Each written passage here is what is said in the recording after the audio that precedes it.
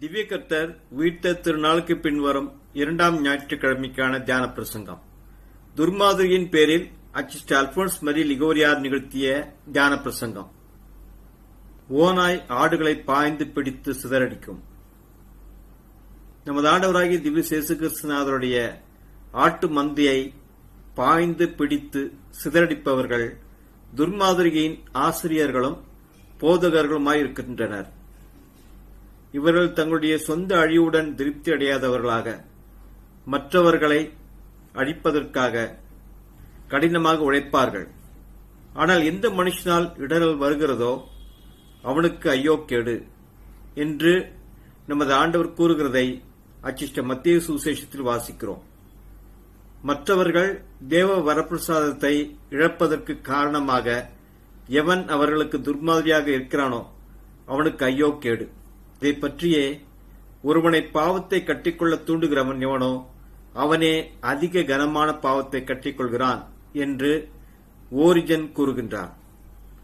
சகோதரரே, உங்களுள் யாராவது மற்றவர்களுக்கு இடரல் என்ற துர்மாதிரியை ஏற்படுத்தி இருந்தால் அதனால் அவன் எத்தகைய மாபெரும் தீமையை உண்டாக்கியிருக்கிறான் என்றும், ஆதலால் அம்மாபெரும் பாவக்கிரமத்தின் மட்டில் அவன் அழுது புலம்ப வேண்டும் என்றும், இனி வரும் காலத்தில் இந்த துர்மாதிரியின் மட்டில் மிகுந்த கவனமாக விழிப்புடன் இருக்க வேண்டும் என்றும் இன்றைய பிரசங்கத்தில் விவரிப்பேன். முதல் தியான கருத்தாக துர்மாதிரிகையினுடைய பாவம் எத்தகைய மாபெரும் மன வருத்தத்தை சர்வேஸ்வரனுக்கு அளிக்கிறது என்பதை பற்றி காண்பிப்பேன். இரண்டாவது தியான கருத்தாக இந்த துர்மாதிரிகையினுடைய துர்போதகர்கள் மீது அனுப்புவதாக சர்வேஸ்வரன் தாமே அச்சுறுத்துகிற மாபெரும் தண்டனையை பற்றி விளக்குவேன். முதல் தியான கருத்து, துர்மாதிரிகையினுடைய பாவம் சர்வேஸ்வரனுக்கு அளிக்கிற மாபெரும் மன வருத்தத்தின் பேரில். முதல் காரியமாக துர்மாதிரிகை என்றால் என்ன என்பதை பற்றி விளக்க வேண்டியது அவசியமாயிருக்கிறது. இதோ அச்சிஸ்டர் தாமஸ் அக்வினாஸ் துர்மாதிரிகை என்பதற்கான சொற்பொருள் விளக்கத்தை பின்வருமாறு கூறுகின்றார். ஒருவனுடைய துர்மாதிரிகை என்பது அவருடைய அயலானுடைய அழிவிற்கான சந்தர்ப்பத்தை அளிக்கக்கூடிய ஒரு வார்த்தை அல்லது செயலாகும். அப்படியென்றால் உன் அயலானுடைய ஆத்துமத்தை இழப்பதற்கான சந்தர்ப்பத்தினுடைய காரணமாக இருக்கிற உன்னுடைய ஒரு வார்த்தை அல்லது ஒரு செயல்தான் துர்மாதிரியாக இருக்கிறது. இது நேரடியான துர்மாதிரியாக அல்லது மறைமுகமான துர்மாதிரியாக இருக்கலாம். நீ நேரடியாக மற்றவனை சோதித்து அல்லது தூண்டி பாவத்தை கற்றிக்கொள்ள செய்யும் போது அது நேரடியான துர்மாதிரியாக இருக்கிறது.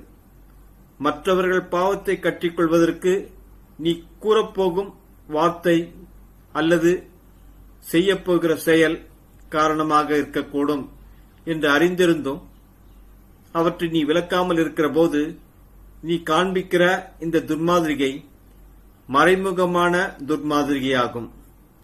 நேரடியான துர்மாதிரிகையோ அல்லது மறைமுகமான துர்மாதிரிகையோ எதுவாயிருந்தாலும் மாபெரும் முக்கியமான தருணத்தில் கட்டிக்கொண்டால் அது எப்போதும் ஒரு சாவான பாவமாகும். அயலானுடைய ஆத்துமத்தின் அழிவு சர்வேஸ்வரனுக்கு மாபெரும் மன வருத்தத்தை மன துயரத்தை அளிப்பதாக இருக்கிறது என்பதை பற்றி இப்போது நாம் பார்ப்போம். இதை பற்றி புரிந்து கொள்வதற்கு சர்வேஸ்வரனுக்கு ஒவ்வொரு ஆத்துமமும் எவ்வளவு பிரியமான காரியமாக இருக்கிறது என்பதை பற்றி நாம் கட்டாயமாக கருத்தில் கொண்டிருக்க வேண்டும். சர்வேஸ்வரன் எல்லா மனிதர்களுடைய ஆத்துமங்களையும் தமது சொந்த சாயலாக சிருஷ்டித்தார். நம்முடைய சாயலாகவும் பாவனையாகவும் மனிதனை படைப்போமாக என்று சர்வேஸ்வரன் கூறுகிறதை ஆதியாகமத்தில் வாசிக்கிறோம். மற்ற சிருஷ்டிகளை சர்வேஸ்வரன் ஒரு ஆகட்டும் என்கிற தமது திருவுளத்தினுடைய ஒரு செயலினால் சிருஷ்டித்தார். ஆனால் மனிதனுடைய ஆத்துமத்தை சர்வேஸ்வரன் தமது சொந்த மூச்சு காற்றினால் படைத்தார். அப்படி இருக்க ஆண்டவராகிய கடவுள் மனிதனை களிமண்ணால் உருவாக்கி அவன் முகத்திலே ஜீவ ஆவியை ஊத மனிதன் ஜீவாத்மாவானான் என்று ஆதியாகமத்தில் வாசிக்கிறோம். சர்வேஸ்வரன் உன் அயலானுடைய ஆத்துமத்தை நித்தியத்திற்குமாக சிநேகிக்கின்றார். அநாதி சிநேகத்தால் உன்னை சிநேகித்தேன் என்று இதை பற்றியே கர்த்தராகிய ஆண்டவர் கூறுகிறதை எரேமியா தீர்க்கதரிசி ஆகமத்தில் வாசிக்கிறோம். மேலும் ஒவ்வொரு ஆத்துமத்தையும் சர்வேஸ்வரன் மோட்சத்தில் உள்ள ஒரு ராக்கினியைப் போலவும் தமது சொந்த மகிமையின் ஒரு பங்காளியைப் போலவும் மாபெரும் உன்னத மகிமையில் சிருஷ்டித்தார். திவ்ய சுபாவத்துக்கு பங்குள்ளவர்களாகும் பொருட்டு மகா மேன்மையும் அருமையுமான வாக்குத்தத்தங்களும் அவைகளினாலே நமக்கு அளிக்கப்பட்டிருக்கிறது என்று இதை பற்றியே அச்சிஷ்ட ராயப்பர் தமது 2ஆம் நிருபத்தில் போதிக்கின்றார். மோட்சத்தில் சர்வேஸ்வரன் அச்சிஷ்டவர்களுடைய ஆத்துமங்களை தமது சொந்த உன்னத பாக்கியமான சந்தோஷத்தில் பங்கேற்கும்படி செய்வார். உன் எஜமானுடைய சந்தோஷத்திற்குள் பிரவேசி என்று ஆண்டவர் தாமே இதை பற்றி கூறுகிறதை அச்சிஷ்ட மத்தேயு சுவிசேஷத்தில் வாசிக்கிறோம். அவர்களுக்கு ஆண்டவர் தம்மையே அவர்களுடைய சம்பாவனையாக அளிப்பார். நான் உனக்கு கேடகமும் உனக்கு மகா பெரிய பலனுமாயிருக்கிறேன் என்று ஆண்டவராய் கர்த்ததாமே ஆபிரகாமிடம் ஆதியாகமத்தில் கூறுகிறதை வாசிக்கிறோம். ஆனால் மனு உருவான தேவ வார்த்தையானவர் மனிதர்களுடைய ஆத்துமங்களை பாவத்திலிருந்தும் நரகத்திலிருந்தும் மீட்பதற்காக நிறைவேற்றிய இரட்சணிய அலுவலே தன்னிகரற்ற விதமாக மிக தெளிவாக சர்வேஸ்வரன் சிருஷ்டித்த மனிதர்களின் ஆத்துமங்களுடைய மிக உயரிய விலை மதிப்பை நமக்கு காண்பிக்கிறது. நீ உன் சிருஷ்டிகரை நம்பவில்லை என்றால் நீ எவ்வளவு விலை மதிப்புள்ளவன் என்பதை உன் இரட்சகரிடம் கேள் என்று அச்சிஷ்ட யுக்கேரியூஸ் கூறுகின்றார். நாம் நம் சகோதரர்கள் மட்டில் கொண்டிருக்க வேண்டிய அக்கறையுள்ள கவனத்தை பற்றி பேசுகிற போது நமது ஆண்டவராகிய திவ்ய இயேசு கிறிஸ்துவினுடைய மரணத்திலிருந்து ஒரு சகோதரனின் இரட்சணியத்தினுடைய மாபெரும் விலை மதிப்பை நாம் அறிந்து கொள்ளலாம் என்று அச்சிஷ்ட அம்ப்ரோஸ் கூறுகின்றார். அறிவுள்ள ஒருவன் ஒரு பொருளை வாங்குகிற போது அவன் அதற்கு கொடுக்கிற விலையை பொறுத்து நாம் அந்த பொருளின் மதிப்பை கணிக்கிறோம். இப்போது நமது ஆண்டவராகிய திவ்ய இயேசு கிறிஸ்து சுவாமி அப்போஸ்தலர் கூறுவதன் பிரகாரம் மனிதர்களுடைய ஆத்துமங்களை தமது சொந்த இரத்தத்தினால் மனிதர்களுடைய ஆத்துமங்களை விலை கொடுத்து வாங்கினார்.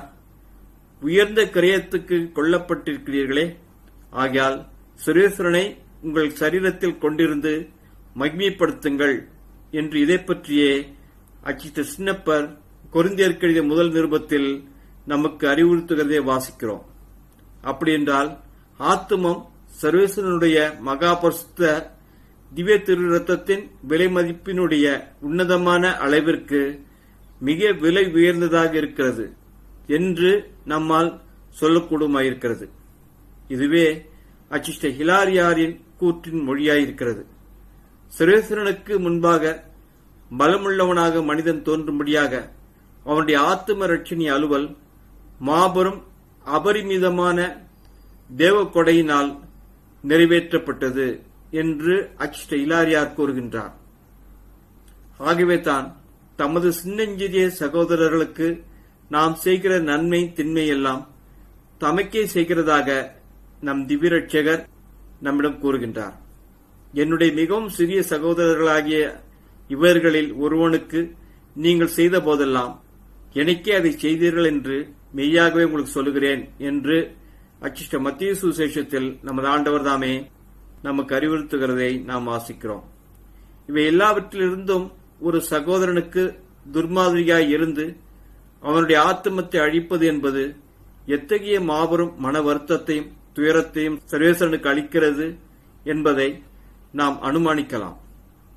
துர்மாதிரியாய் இருக்கிறவர்கள் சர்வேஸ்வரனுடைய ஒரு பிள்ளையை திருடி ஒரு ஆத்துமத்தை கொன்று போடுகின்றனர் என்றும் அந்த ஆத்துமத்தினுடைய ரட்சணித்திற்காக திவ்ய சுதனாகிய சர்வேஸ்வரன் தாமே தமது விலைமதியாத திவ்ய திரு ரத்தத்தையும் திரு உயிரையும் கையளித்தார் என்றும் இதை பற்றி கூறுவது ஏற்புடைய விதமாக போதுமானதாயிருக்கும். ஆகவேதான் துர்மாதிரிகைக்கு காரண கர்த்தாக்களாக இருக்கிறவர்களை கொலைக்காரர்கள் என்று அச்சிஷ்ட சிங்கராயர் அழைக்கின்றார். இத்தகையோர் கொலைக்காரர்களிலேயே மிகவும் இழிவானவர்கள். ஏனெனில் இவர்கள் சரீரத்தை கொல்லாமல் ஒரு சகோதரனுடைய ஆத்துமத்தை கொன்று போட்டு நமது ஆண்டவராகிய திவ்ய இயேசு கிறிஸ்துநாதருடைய எல்லா கண்ணீர்களையும் எல்லா துயரங்களையும் அந்த ஆத்துமத்தை சம்பாதிப்பதற்காக அவர் பட்டு அனுபவித்த சில கொடிய சிலுவை பாடுகளையும் துன்ப உபத்திரவங்களையும் திருடிக் கொள்கின்றனர். ஆகையால் தான் இப்படி நீங்கள் சகோதரருக்கு விரோதமாய் பாவம் செய்து பலவீனமான அவர்களுடைய மனசாட்சியை குத்துகிறதுனாலே கிறிஸ்துநாதருக்கு விரோதமாய் பாவம் செய்கிறீர்கள் என்று அச்சிட்ட சின்னப்பர் கொரிந்தியருக்கு எழுதிய முதல் நிருபத்தில் நம்மை எச்சரிக்கிறதை வாசிக்கிறோம். ஒரு சகோதரனுக்கு துர்மாதிரியாய் இருக்கிறவர்கள் கிறிஸ்துநாதருக்கு எதிராக பாவம் கட்டிக் கொள்கின்றனர். ஏனெனில் அச்சிட்ட அம்புரோஸ் கூறுகிறபடி எந்த ஆத்துமத்திற்காக நமது ஆண்டவர் பல வருட காலம் செலவழித்து அதன் ரட்சணித்திற்காக உழைத்து பாடுபட்டு தம்மையே கையளித்தாரோ அந்த ஆத்துமத்தை ஆண்டவர் தாமே இழந்து போகும்படி இந்த துர்மாதிரிகைக்காரர்கள் செய்து விடுகின்றனர். அச்சிஷ்ட பெரிய ஆல்பர்ட் மனித தலையைப் போல் காட்சியளித்த ஒரு தலையை 30 வருட காலம் உழைத்து உருவாக்கியிருந்தார். அந்த தலை ஒரு மனிதனைப் போல் வார்த்தைகளை பேசியது. இதை கண்ட அச்சிட்ட தாமஸ் அக்வினாஸ் இது ஏதோ பசாசின் தந்திர சூழ்ச்சியாக இருக்கும் என்று அந்த தலையை உடைத்து விட்டார். இதை கண்ட ஆல்பர்ட் அவரிடம், என்னுடைய 30 வருட கால வேலையை உடைத்து விட்டாயே என்று முறையிட்டார். இங்கு இது உண்மையில் நிகழ்ந்தது என்று நான் நிச்சயிக்கவில்லை. ஆனால் துர்மாதிரியினால் ஒரு ஆத்துமம் அழிந்து போவதை காண்கிற போது நம் நேச ரட்சகரான திவ்ய இயேசு கிறிஸ்துநாத சுவாமி துர்மாதிரிகைக்கு காரணமாயிருந்த மனிதனை கண்டித்து அவனிடம், பொல்லாத துன்மார்க்கனே, நீ என்ன செய்திருக்கிறாய்? நான் 33 வருட காலமாக உழைத்து காப்பாற்றிய இந்த ஆத்துமத்தை நீ எனக்கு இல்லாமல் செய்துவிட்டாய் என்று கூறுவார். யாக்கோபின் குமாரர்கள் அவர்களுடைய சகோதரனான யோசேப்பை விற்று போட்ட பிறகு, நாம் அவனை கொன்று இப்பாழும் கிணற்றில் போட்டுவிட்டு பிறகு ஒரு துஷ்ட மிருகம் அவனை பட்சித்தது என்று சொல்வோம் என்று அவருடைய தந்தையான யாக்கோபிடம் கூறுகிறதை ஆதி ஆகமத்தில் வாசிக்கிறோம். மேலும் அவர்கள் தந்தையான யாக்கோபை நம்ப வைப்பதற்காக அவர்கள் ஜோசேப்புடைய அங்கியை எடுத்து தாங்கள் அடித்திருந்த ஒரு வெள்ளாட்டுக்குட்டியின் இரத்தத்திலே அதை தோய்த்து தங்கள் தகப்பனிடத்திற்கு அனுப்பி, இதை நாங்கள் கண்டெடுத்தோம், இது தங்கள் குமாரனுடைய அங்கியோ அல்லவோ பாரும் என்று சொல்ல சொன்னார்கள். தகப்பன் அதை கண்ட மாத்திரத்தில், இது என் மகனுடைய அங்கிதானே, ஒரு துஷ்ட ஜந்து என்னமோ அவனை பட்சித்து போட்டதே, ஐயோ ஜோசேப்பு ஒரு காட்டு மிருகத்திற்கு இரையாய் போனானே என்று தன் வஸ்திரங்களை கிழித்து அநேக நாளும் குமாரனுக்காக துக்கித்துக் கொண்டிருந்தான் என்று ஆதியாகமத்தில் வாசிக்கிறோம். இவ்விதமாக துர்மாதிரியினால் பாவத்திற்கு ஒரு ஆத்மம் உட்படுத்தப்படுகிற போது பசாசுகள் மாசற்ற திவ்ய செம்மறி புருவியான நமது ஆண்டவரான திவ்ய இயேசு கிறிஸ்துநாதருடைய திரு ரத்தத்தில் தோய்ந்திருக்கும் அந்த ஆத்மத்தினுடைய ஆடையை சர்வேஸ்வரனுக்கு காண்பிக்கும். அதாவது திவ்ய இயேசு கிறிஸ்துநாதரின் விலைமதியாத திவ்ய திரு ரத்தத்தினால் விலை கொடுத்து வாங்கப்பட்ட அந்த ஆத்மம் துர்மாதிரியினால் தேவ வரப்பிரசாதத்தை இழந்து போனதை சுட்டி காண்பித்தபடி பசாசுகள் சர்வேஸ்வரனிடம், இது உங்கள் குமாரனுடைய அங்கியோ அல்லவோ பாரும் என்று கூறும். சர்வேஸ்வரனால் கண்ணீர் விட்டு அழக்கூடுமாயிருந்தால் தமது கொல்லப்பட்ட குழந்தையான அந்த இழக்கப்பட்ட ஆத்துமத்தை கண்டு யாக்கோபு அழுததை விட இன்னும் கூடுதல் அதிகமாக கசந்து கண்ணீர் விட்டு அழுவார். இது என் மகனுடைய அங்கிதானே, ஒரு தீய துஷ்ட மிருகம் அவனை பட்சித்து போட்டதே என்று கூறி அழுவார். பின் ஆண்டவராகிய சர்வேஸ்வரன், அந்த மிருகம் எங்கே? என் குழந்தையை கொன்று விழுங்கிய அந்த துஷ்ட மிருகம் எங்கே என்று கூறியபடி இந்த துஷ்ட மிருகத்தை தேடிச் செல்வார். பின் அந்த துஷ்ட மிருகத்தை அவர் காணும்போது அந்த மிருகத்தை அவர் என்ன செய்வார்? அந்த துஷ்ட மிருகமாக விளங்குகிற துர்மாதிரிகைக்காரனை சர்வேஸ்வரன் என்ன செய்வார்? நாம் அவர்கள் மீது குட்டிகளை பறிகொடுத்த பெண் கரடி போல் ஓடி வந்து அவர்கள் ஈரல் குலையை பீத்தெறிவோம். அங்கு அவர்களை சிம்மமென அதம் பண்ணுவோம். நாம் ஏவி விடும் வெளிக்காட்டு விலங்குகள் அவர்களை கிழித்து விடுவன என்று நமது ஆண்டவர் ஓசியா தீர்க்கதரிசியின் மூலம் இத்தகைய கொடிய பாவிகளை தண்டிப்பதை பற்றி கூறுகின்றார். தன் குட்டிகள் காணாமல் போனால் பெண் கரடியானது அவற்றை திருடிச் சென்றவனை கண்டுபிடிப்பதற்காக காடு முழுவதும் தேடி அலையும். அவனை கண்டால் அந்த பெண் கரடி எவ்வளவு மாபெரும் சீற்றத்துடன் அவன் மேல் பாய்ந்து விழும்.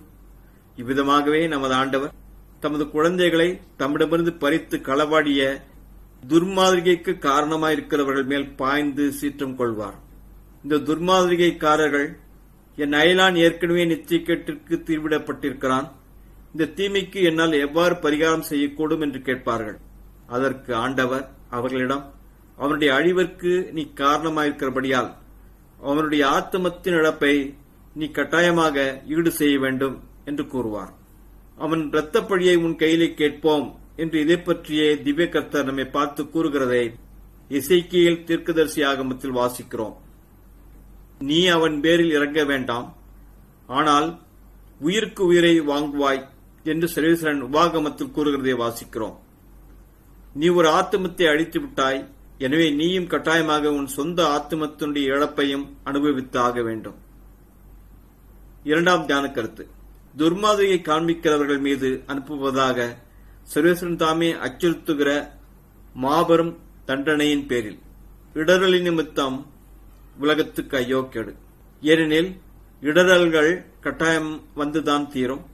ஆயினும் எந்த மனுஷனால் இடரல் வருகிறதோ அவனுக்கு ஐயோ கேடு என்று நமது ஆண்டவர் தாமே இடரலை பற்றி நம்மை எச்சரிக்கிறதை அச்சிஷ்ட மத்திய சுசேஷத்தில் வாசிக்கிறோம். துர்மாதிரியால் சர்வேஸ்வரனுக்கு மாபெரும் மன வருத்தம் ஏற்படுகிறது என்றால், அதனால் அந்த துர்மாதிரிக்கு காரணமாயிருக்கிறவர்களுக்காக வரவிருக்கும் துப்புரவு தண்டனை கட்டாயமாக மாபெரும் விதமாக மிக பயங்கரமானதாயிருக்கும். இந்த துப்புரவு தண்டனையை பற்றி இதோ நமது ஆண்டவர் தாமே எவ்வாறு கூறியிருக்கிறார் என்பதை பார். ஆனால் என் பேரில் விசுவாசமுள்ள இச்சிறியோரில் ஒருவனுக்கு இடரலாயிருப்பவன் எவனோ அவன் கழுத்திலே கழுதை சுழற்றும் எந்திரக்கல்லை கட்டி ஆழ்ந்த சமுத்திரத்தில் அவன் அமிழ்த்தப்படுவது அவனுக்கு நலமாயிருக்கும் என்று அச்சிஷ்ட மத்திய சுசேஷத்தில் நமது ஆண்டவர் இடரலாயிருக்கிறவர்களை எச்சரிப்பதை பற்றி வாசிக்கிறோம். மரண தண்டனை விதிக்கப்பட்ட குற்றவாளி தூக்கு மரத்தில் இறந்து போனால் அதை பார்க்கிறவர்களிடம் அவன் பேரில் இரக்கத்தை தூண்டுவான். அவர்கள் அவனை மரணத்திலிருந்து காப்பாற்றக்கூடாமற் போனாலும் அவனுக்காக குறைந்தபட்சமாக ஜெபித்து வேண்டிக் கொள்வார்கள்.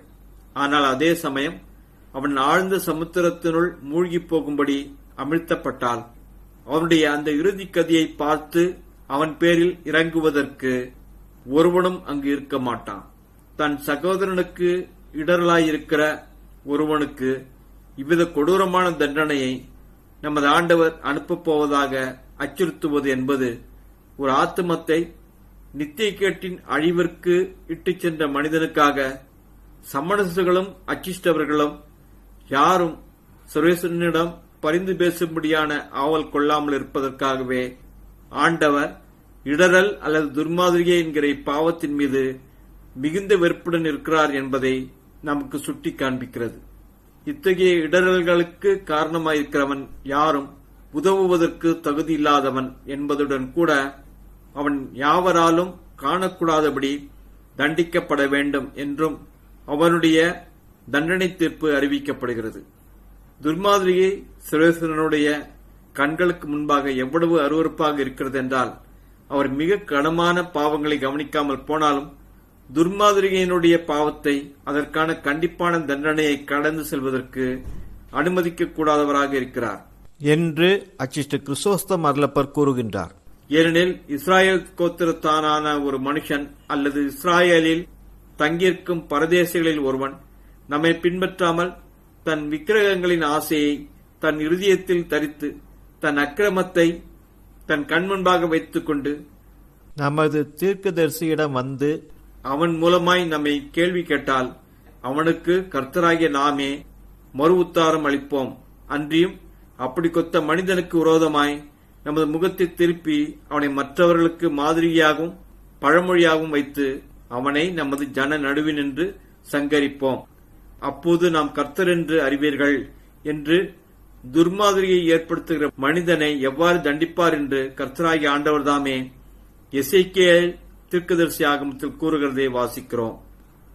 மேலும் நிஜத்தில் மிக கண்டிப்புடன் சர்வேஸ்வரனால் கண்டிக்கப்பட்ட பாவங்களில் துர்மாதிரியும் ஒன்றாக இருக்கிறதை பரிசுத்த வேதாகமத்தில் நாம் காண்கிறோம்.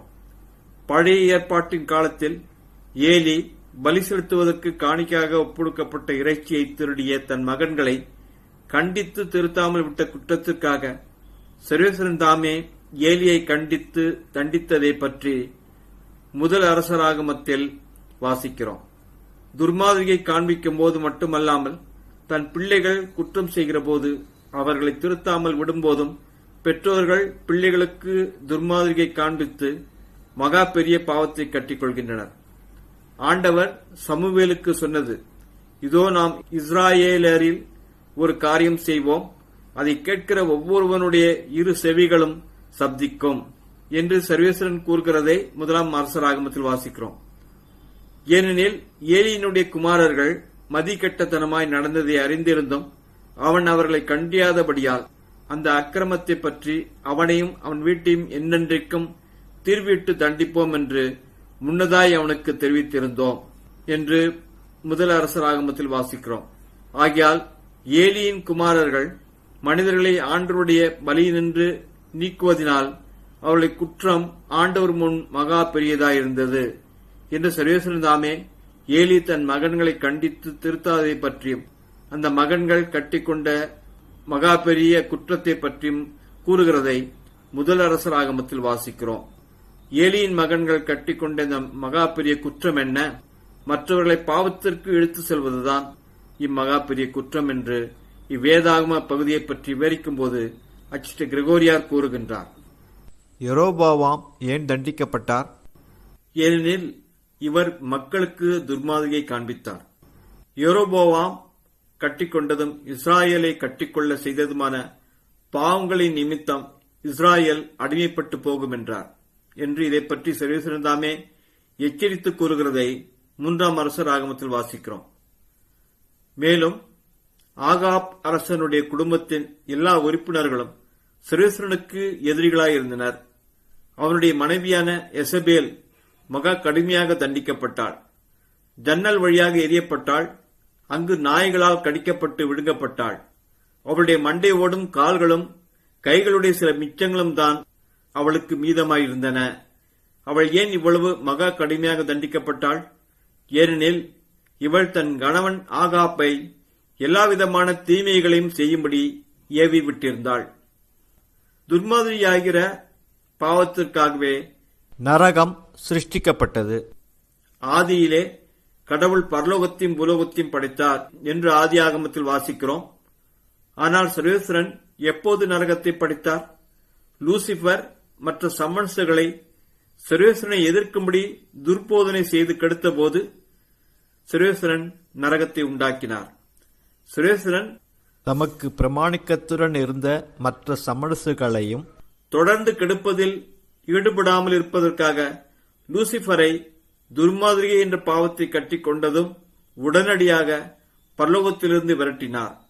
ஆகவேதான் நமது ஆண்டவர் பரிசேயர்களை நோக்கி அவர்கள் தங்கள் கெட்ட நடத்தையால் மக்களுக்கு துர்மாதிரியாய் இருப்பதை குறித்து நீங்கள் ஆதி முதல் ஆத்துமங்களை கொன்று போட்ட கொலைபாதகனான பசாசனுடைய பிள்ளைகளாயிருக்கிறீர்கள் என்று கடிந்து கொள்கின்றார். நீங்கள் உங்கள் தகப்பனாகிய பசாசினால் உண்டானவர்கள், மேலும் உங்கள் தகப்பனுடைய இச்சைகளை நிறைவேற்ற விரும்புகிறீர்கள்.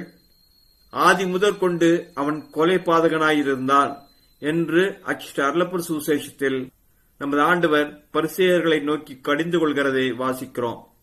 பாடுகளுக்கும் சிலுவை மரணத்துக்கும் தம்மை கையளிக்கும்படி யூதர்கள் தம்மை கட்டி இழுத்துக் கொண்டு போவார்கள் என்று தம் அப்போஸ்தலர்களிடம் ஆண்டவர் கூறியபோது அச்சிட்ட ராயப்பர் யூதர்கள் இழுத்து செல்வதற்கு அனுமதிக்க வேண்டாம் என்று ஆண்டவருக்கு ஆலோசனை அளித்தார்.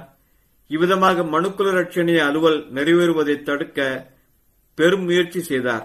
உடனே திவ்ய ரட்சகர் ராயப்பரை சாத்தான் என்று கடிந்து கொண்டார்.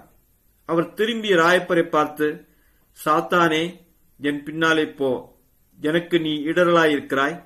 நீ சர்வேஸ்வரனுக்கு அடுத்தவைகளை அல்ல, மனுஷருக்கு அடுத்தவைகளையே சிந்திக்கிறாய் என்றார் என்று ஆண்டவர் ராயப்பரை பார்த்து கடிந்து கொள்கிறதை அச்சிட்ட மத்திய சுவிசேஷத்தில் வாசிக்கிறோம். நிஜத்தில் இந்த துர்மாதிரிகைக்காரர்கள் பசாசினுடைய ஒரு ஊழியன் செய்கிற தீமையை விட வேறு எந்த அலுவலை நிறைவேற்றக்கூடியவர்களாயிருக்கின்றனர்?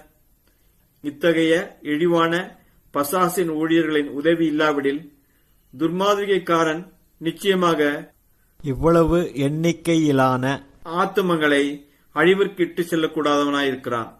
ஒரு துர்மாதிரியான சகத்தோழன் 100 பசாசுகள் இழைக்கக்கூடிய கேட்டின் தீங்கை விட அதிக தீங்கை ஏற்படுத்துகிறான். இதோ சமாதானத்தின் நடுவே மகா கசப்பான என் கஸ்தி சாகரம் வந்துவிட்டது என்று இசையாஸ் ஆகமத்தில் யூதா அரசரான எசேக்கியாஸ் கூறுகிற இந்த வார்த்தைகளின் பேரில் அச்சிட்ட பெர்னார்டு, அஞ்ஞானிகளிடமிருந்து சமாதானம் வருகிறது, பதிதர்களிடமிருந்து சமாதானம் கூறப்படுகிறது, ஆனால் பிள்ளைகளிடமிருந்து சமாதானம் வருகிறதில்லை என்று திருச்சபின் பெயரால் கூறியுள்ளார்.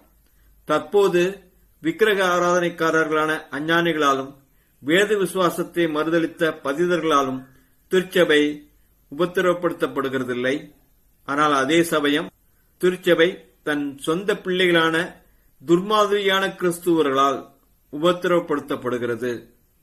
பறவைகளை பறந்து செல்ல விடாதபடி நாம் அவற்றின் கண்களை மறைப்பது அல்லது கட்டி வைப்பது போன்ற பலவித ஏமாற்று முறைகளால் பிடித்து வைத்திருக்கிறோம். இவ்விதமாகவே பசாசு நம்மிடம் நடந்து கொள்கிறது. ஒரு ஆத்துமத்தை பசாசு சிறைப்பிடித்த பிறகு அந்த ஆத்துமத்தையே பிற ஆத்துமங்களை பிடிப்பதற்கான கண்ணி வலையாக பயன்படுத்துகிறது என்று அச்சிட்ட எப்ரேம் கூறுகின்றார். ஒரு இளைஞனை பாவத்தில் விளைவித்த பிறகு ஞான சத்துருவான பசாசு தனது அடிமையாக்கிக் கொள்வதற்காக முதலில் அவனை குருடாக்கி விடுகிறது. பிறகு மற்ற ஆத்துமங்களை ஏமாற்றி சிக்க வைப்பதற்கான கண்ணி வலையாக அந்த இளைஞனை உருவாக்கி அவனைக் கொண்டு மற்ற அநேக ஆத்துமங்களை பாவத்தின் வலையில் விழ வைக்கிறது. சத்துருவான பசாசு மற்றவர்களை ஏமாற்றும்படி வற்புறுத்துவதற்கு அநேக ஆத்துமங்களை தன் அடிமைகளாக கொண்டிருக்கிறது என்று அச்சிட்ட சிங்கராயர் கூறுகின்றார். துர்மாதிரிகைக்கு காரணமானவர்கள் பரிதாபத்திற்குரிய நிர்பாக்கியர்கள். அவருடைய சொந்த பாவங்களுக்காக மட்டுமல்லாமல் அவருடைய துர்மாதிரிகளால் மற்றவர்கள் கட்டிக்கொண்ட எல்லா பாவங்களுக்காகவும் கட்டாயமாக கொடிய தண்டனைகளை நரகத்தில் அனுபவிக்க வேண்டும். செசாரியூஸ் என்ற அறிஞர் பின்வரும் நிகழ்வை பற்றி எழுதியுள்ளார். துர்மாதிரிகையில் ஜீவித்த ஒரு மனிதன் இறந்த பிறகு அவருடைய நீதி தீர்வின் போது நிகழ்ந்த சம்பவத்தை சர்வேசனுடைய பரிசுத்த ஊழியரான ஒரு அச்சிஷ்டவர் அந்த பாவி நித்திய நரக தண்டனை தீர்ப்பை பெற்றுக் கொள்கிறதை கண்டார். அந்த பாவி நரக வாசலை அடைந்தவுடன் அவனுடைய துர்மாதிரியால் பாவத்தை கட்டிக்கொண்டு ஏற்கனவே நரகத்தில் இருந்த எல்லா ஆன்மாக்களும் அவனை சந்திப்பதற்காக அங்கு வந்து அவனை நோக்கி, ஓ சபிக்கப்பட்ட நிர்பாக்கியனே, வா, வந்து நீ காண்பித்த துர்மாதிரியால் நாங்கள் கட்டிக்கொண்ட எல்லா பாவங்களுக்காகவும் பரிகாரம் செய் என்று கூறி ஊளையிட்டன. பின்னர் அவையெல்லாம் துஷ்ட மிருகங்களைப் போல் அவன் மேல் பாய்ந்து அவனை துண்டு துண்டாக பீத்து போட்டன. அச்சிஸ்டர் பெர்னார்ட் மற்ற பாவங்களை கட்டிக்கொண்ட பாவிகளை பற்றி பேசுகிற போது பரிசுத்த வேதாகமம் அவர்கள் பாவங்களுக்காக பரிகாரம் செய்து தங்களையே திரித்துக் கொண்டு மன்னிப்பு அடைவார்கள் என்கிற நம்பிக்கையை நம் கண்முன் நிறுத்துகிறது.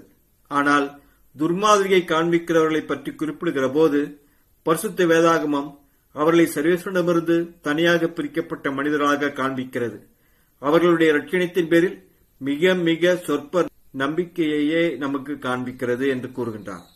அப்படியென்றால் இதோ தங்கள் கெட்ட நடத்தையால் மற்றவர்களுக்கு துர்மாதிரியை காண்பிக்கிறவர்களுடைய மிக பரிதாபத்திற்குரிய நிர்பாக்கிய நிலைமை. இத்தகையோர் தங்களுடைய சக நண்பர்கள் முன்பாக சில இளம் பெண்கள் மற்றும் சில மாசற்ற சிறு பிள்ளைகள் அருகில் இருக்கிற சமயத்தில் கூட அசுத்த கெட்ட வார்த்தைகள் பேசுவார்கள். அதன் விளைவாக இந்த கூட்டத்தில் இருந்து பெரியவர்கள் முதல் அந்த மாசற்ற சிறுவர்கள் வரை இதே கெட்ட பேச்சு கேட்கிற சமயங்களில் ஆயிரக்கணக்கான பாவங்களை கட்டிக்கொள்வார்கள். அச்சமயங்களில் இச்சிறு பிள்ளைகள் பாவ அந்தஸ்தில் இருக்கிறதை கண்டு அவர்களுடைய காவல் சம்பந்தமானவர்கள் எவ்வாறு துக்கப்பட்டு அழுவார்கள் என்பதை பற்றியும், இக்குழந்தைகளை பாவத்தை கட்டிக்கொள்ள செய்த அவசங்கியான கெட்ட பேச்சு பேசின அந்த துர்நாக்குகளுக்கு எதிராக சர்வேஸ்வரனுடைய பழிவாங்குதலை அவர்களுடைய காவல் சம்பந்தமானவர்கள் எவ்வாறு தூண்டி கூவி அழைப்பார்கள் என்பதை பற்றியும் நாம் கருத்தில் கொண்டிருக்க வேண்டும். புண்ணியத்தை அனுசரிக்கிறவர்களை பழிக்கிற சகல மனிதர்களுக்காகவும் மாபெரும் துப்புரவு தண்டனை காத்திருக்கிறது. ஏனெனில் மற்றவர்களுடைய கண்டனத்திற்கும் பழிச்சொல்லுக்கும் பயந்து அநேகர் புண்ணியத்தை கைவிட்டு பாவாக்கிரமமான தீய ஜீவத்திற்கு தங்களையே கையளிக்கின்றனர். மற்றவர்களை பாவம் கட்டிக்கொள்ள தூண்டும்படியாக அவர்களுக்கு செய்திகளை கொண்டு வருகிறவர்களுக்கான தண்டனை என்னவாக இருக்கும்? அல்லது தங்களுடைய பாவாக்கிரமங்களுக்காக தங்களையே பெருமை பாராட்டிக் கொள்கிறவர்களுக்கான தண்டனை என்னவாக இருக்கும்? ஓ திவ்ய கர்த்தரே, இந்நிர்பாக்கிய பாவிகள் ஆண்டவரை மனநோகச் செய்ததற்காக தங்களுடைய பாவங்கள் மட்டில் மனசாப்பட்டு வருந்துவதற்கு பதிலாக அவர்கள் தங்களுடைய குற்றங்களை குறித்து அகமகிழ்ந்து தங்களையே மகிமை பாராட்டுகின்றனரே. சிலர் பாவத்தை கற்றுக்கொள்ளும்படி மற்றவர்களுக்கு அறிவுரை கூறுகின்றனர். சிலர் பாவத்தை கற்றுக்கொள்ளும்படி மற்றவர்களை தூண்டுகின்றனர். வேறு சிலர் பசாசை விட மோசமாக எவ்வாறு பாவத்தை கட்டிக்கொள்வது என்று மற்றவர்களுக்கு கற்பிக்கின்றனர்.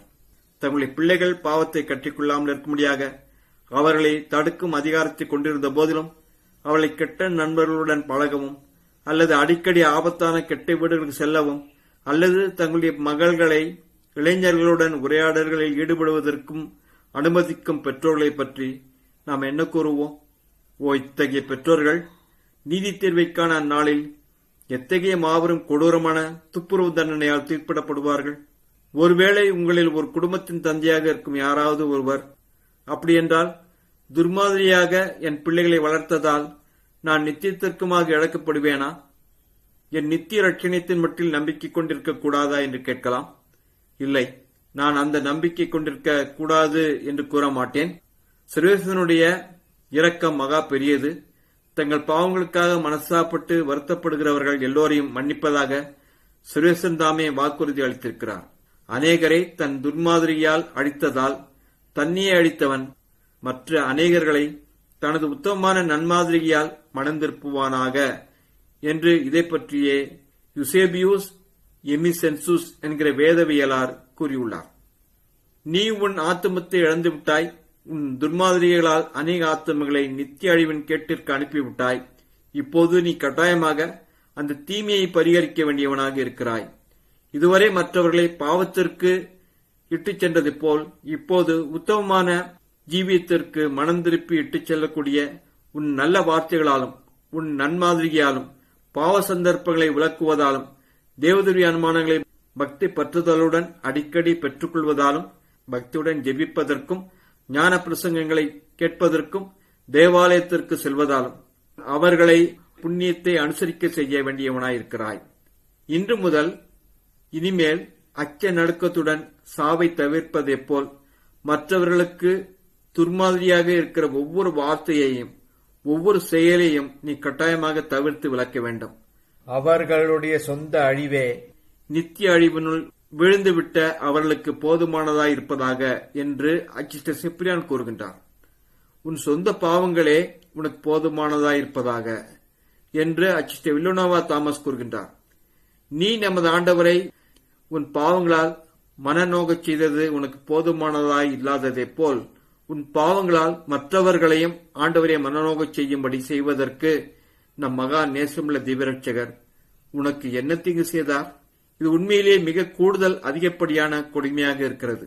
அப்படியென்றால் இனிமேல் ஒருபோதும் ஒரு மிகச் சிறிய துர்மாதிரிகையும் காண்பிக்காதபடிக்கு மிக விழிப்புடன் கவனமாயிரு. மேலும் நீ உன் ஆத்மத்தை காப்பாற்றிக் கொள்ள ஆசித்தால் உன்னால் கூடுமான வரை துர்மாதிரிகை காண்பிக்கிறவர்களை தவிர்த்து விலக்கிவிடு. பசாசனுடைய மனு உருவெடுத்த இத்துன்மார்க்கர்கள் நித்திய கேட்டின் தீர்ப்பை கட்டாயமாக அடைவார்கள். ஆனால் நீ அவர்களை தவிர்க்காவிடில் நீ நித்திய கேட்டின் அழிவை உன்மேலேயே கொண்டு வந்து விடுவாய்.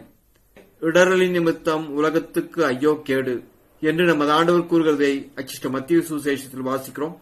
அதாவது துர்மாதிரியான பாவ சந்தர்ப்பங்களை விளக்காமல் அதிலிருந்து ஓடாமல் இருந்த அநேகர் நித்தியத்திற்குமாக இழக்கப்பட்டனர்.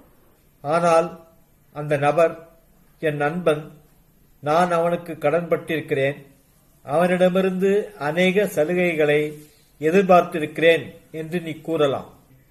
ஆனால் உன் கண்ணானது உனக்கு இடரலாய் இருந்தால் அதை பிடுங்கி உனக்கு தூரமாய் எரிந்து போடு. இரு கண்ணுள்ளவனாய் அக்கினி சூளையில் தள்ளப்படுவதை விட ஒற்றை கண்ணனாய் ஜீவித்தில் பிரவேசிப்பது உனக்கு நலமாயிருக்கும் என்று அச்சிஷ்ட மத்திய சுசேஷத்தில் நமது ஆண்டவர் நம்மை பார்த்து எச்சரிக்கிறதை பற்றி வாசிக்கிறோம். அந்த குறிப்பிட்ட நபர் உன் வலது கண்ணாக இருந்தாலும் கூட அந்நபரிடமிருந்து நீ கட்டாயமாக என்றென்றைக்குமாக உன்னையே விலக்கிக் கொள்ள வேண்டும். இரு கண்ணுள்ளவனாய் நித்திய நரக அக்கினி சூளையில் தள்ளப்படுவதை விட நீ ஒற்றை கண்ணனாய் உன் ஆத்துமத்தை காப்பாற்றிக் கொண்டு நித்திய பேரின்ப மோட்சத்தினுள் நுழைவது உனக்கு நலமாயிருக்கும். ஓ மகா பரிசுத்த தேவமாதாவே, என்மேல் இவ்வளவான சிநேகமும் இரக்கமுள்ள தேவரீரிடம் சோதனை வேளைகளில் நான் எப்போதும் உதவி தேடி ஓடிவர தேவையான நல்ல மனதையும் ஆண்டவரை தினமும் அதிகமாக நேசிக்கவும் தேவரீர் பேரில் உத்தமமான பக்தியை கொண்டிருக்கவும் நல்ல பாவ சங்கீதத்திலும் அடிக்கடி செய்யவும் தேவையான தேவ வரப்பிரசாதத்தை அளித்தள்ளவும் வேண்டும் என்று மன்றாடுகிறேன். ஆமென். அச்சிட்ட அல்போன்ஸ் மரி லிகோரியாரை எங்களுக்காக வேண்டிக் கொள்ளும். அச்சிட்ட அமலோற்போ மாமரியே வாழ்க. திவ்ய கர்த்தர் உயிர்த்த திருநாளுக்கு பின்வரும் 2ஆம் ஞாயிற்றுக்கிழமைக்கான தியான பிரசங்கம். துர்மாதிரியின் பேரில் அச்சிட்ட அல்போன்ஸ் மரி லிகோரியார் நிகழ்ச்சி